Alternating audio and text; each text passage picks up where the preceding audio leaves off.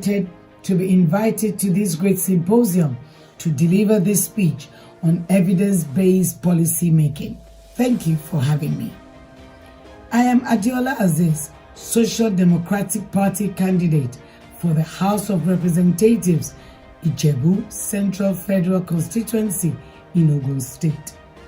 I retired as the Deputy Country Representative for Deutsche Bank in December 2020.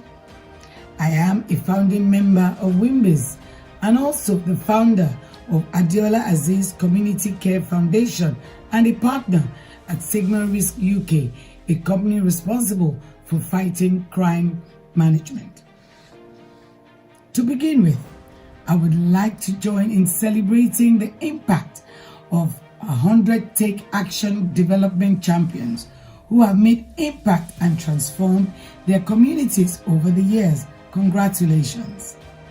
I am delighted to have been recognized as a torchbearer for igniting change across local communities through my foundation.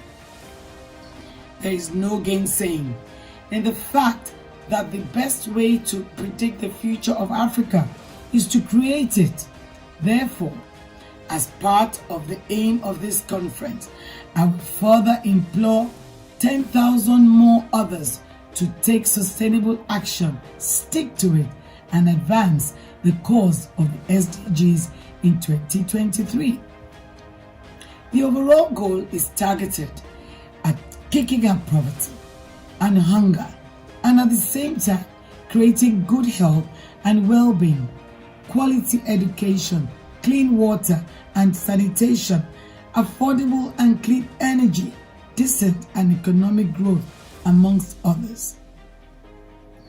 The importance of grassroots development cannot be overemphasized in Nigeria, because grassroots development is the key to creating sustainable democracies, equitable societies, and prosperous economies through participation and partnership to enable the change we desire. Let me lend my voice to evidence-based policy making and its rudiments. The proponents of any political system around the world today depends on its capacity to successfully deliver good and targeted outcomes based on facts. These outcomes have to be based on reliable data in order to make political decisions understandable, accessible, sustainable, and future-proof. As a professional in politics and a potential policymaker, I have been saddled with the responsibility of showing character and capacity for the position I'm vying for through the execution of several innovative community intervention projects. In the quest to transform my constituency into a model for development, I have leveraged on technology to prove strong evidence of change and development. These projects are only a fraction of many I have done and still doing. They are the following. Infrastructural projects. I installed a 5G telecommunication mast in an underserved community called Enyoshu in the Ijebu Northeast local government. I must acknowledge Airtel for making that possible.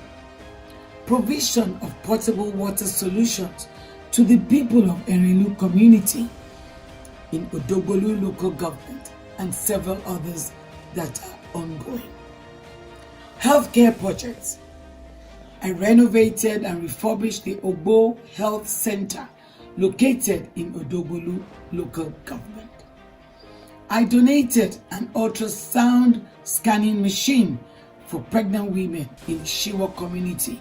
This, I must acknowledge the Flying Doctors Foundation for making that possible. Educational projects, such as empowering over 3,000 school kids back to school in September 2022. I'm sponsoring orphans in the community in the constituency to obtain a quality education. I also donated the installation of an e-classroom at the Ogbo Community Comprehensive School. Empowerment projects. I have enabled the aged persons with disability and other stakeholders like artisans and craftsmen to scale up and improve their standards of living. It is worth reiterating that we don't have to engage in only the grand heroic actions to participate in change. Small acts, when multiplied by millions of people, can transform the world.